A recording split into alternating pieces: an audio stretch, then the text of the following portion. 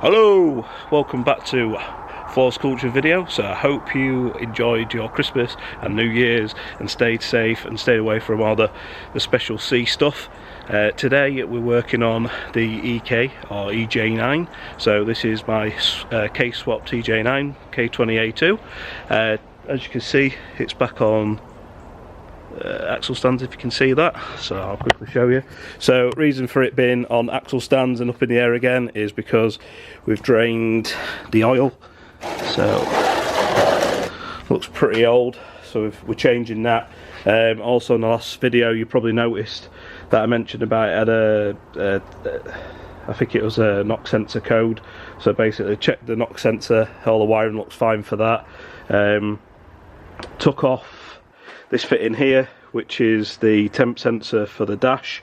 So this, when I took this out, removed it, there was like, well, the water was fairly low, so I topped it up from there to see if it made any difference, and also I squeezed a pipe round here and then the water dropped down here, so it's obviously got an airlock in it somewhere.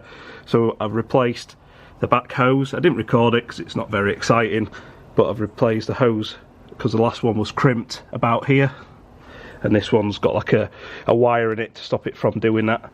So all being well, we shouldn't have an airlock issue, but again we're going to start it up in a bit once I've put a bit more oil in, obviously check levels, and then we can get it out, get the car out, get it cleaned up because it's still mucky, as you can see, still grubby on there. I've got a gasket as well to put in from when I had the exhaust done, because the guy didn't have one at the time, so there's that to put in, so plenty to do.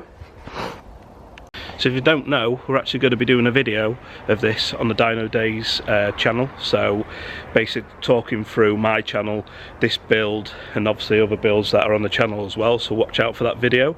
So thank you Danny and Rich, I appreciate that. So let's get to working on the car. There goes the oil. So, the greedy bitch is taking it all 5 litres. I have been checking the levels, just in case people are wondering. We should be good, just get the last dregs out. So when we turn it over we'll check it again, make sure that we're not missing any, because we can always go and get another litre of this Shell Helix Ultra. So that's what I'm running, if anybody's interested. I've run 530 as well in the past, but I'm going to go for a little bit more, a thicker oil. Cool, right, now that's done. Oh, forgot to mention as well, I also put a sandwich plate down here. It's blue, so it's hurting my OCD because I did order a black one and a blue one came, but anyway, so I fed the wire through there. And then I've also got, it's a fuel pressure gauge that I'm planning to run. It was just I think 35 quid off eBay. And that's that. So I'm gonna put the ECU in, connect the battery there, and then I'm gonna start it up, push it out here. I'm gonna give it a wash, good old wash. Ben's got his beast out.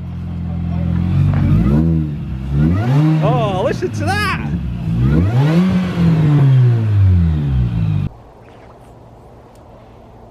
So before we wash it, I sanded my headlights and I'm going to clean them up. So I've got Ben's drill, lovely DeWalt, bushless, 8 volts, some plastics or Plast RX. I'm going to smash it on here. I've already had a dry run at it. And if you don't get all the compound everywhere, you're not doing it right. So a quick tip for you.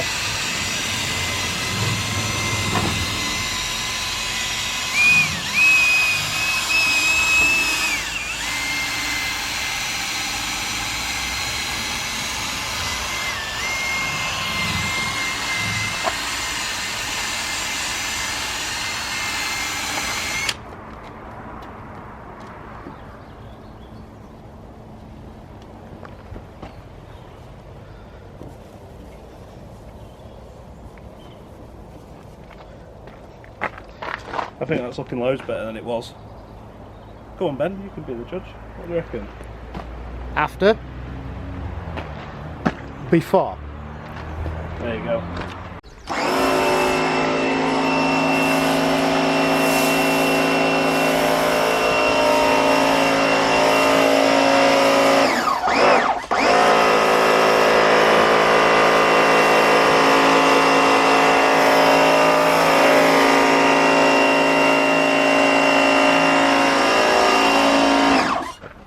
In preparation for Dynodaze video coming to you soon.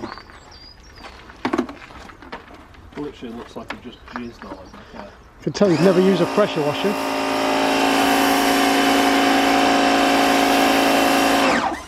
You've definitely never used a pressure washer.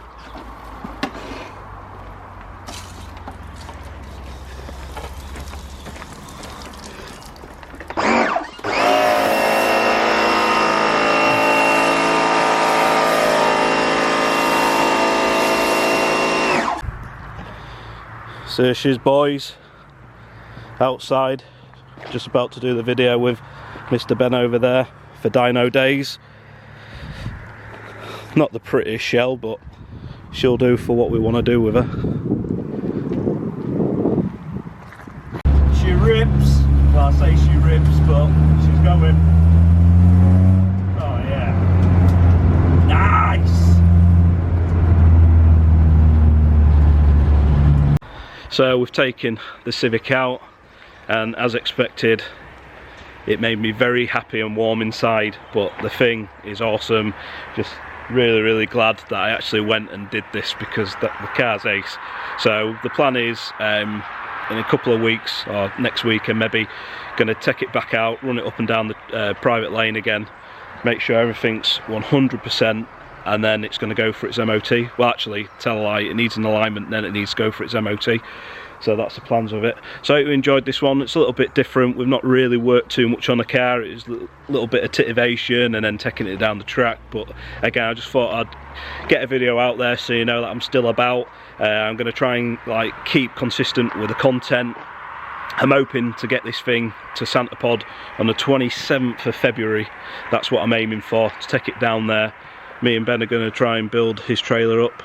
Ben? Yep.